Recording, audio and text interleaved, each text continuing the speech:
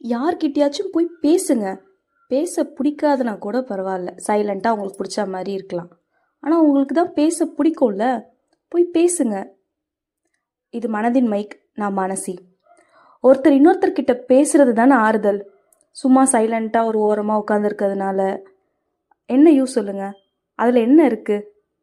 அது பிடிச்சவங்களுக்கு ஓகே, ஆனால் பேசணும்னு நினச்சி அதை கண்ட்ரோல் பண்ணிகிட்டு இருக்கவங்களுக்கு கொஞ்சம் கஷ்டம் தானே. எதை பற்றி யோசிக்காம உங்களுக்கு ஒருத்தர்கிட்ட பேசணும்னா போய் நீங்களே நாகரிகமாக பேசுங்க. ஃபர்ஸ்ட் ஹாய் உங்களோட தான் இருக்கட்டுமே. 1 வருஷமாக ஒரே ஆஃபீஸ் தான், 2 வருஷமாக ஒரே பஸ் தான். ஆனால் கூட வர ஒருத்தர்கிட்ட கூட பேசினதில்லை.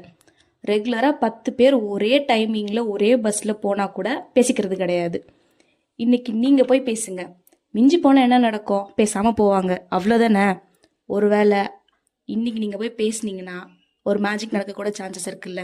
ஒருவேளை அவங்களும் பேசிட்டா உங்களுக்கு ஒரு நல்ல ஃப்ரெண்டோ இல்லை அண்ணாவோ தம்பியோ தங்கச்சியோ அக்காவோ கிடைக்க ஒரு வாய்ப்பு இருக்குல்ல. ஒரு புதிய உறவு கிடைக்கலாம்ல. Try once.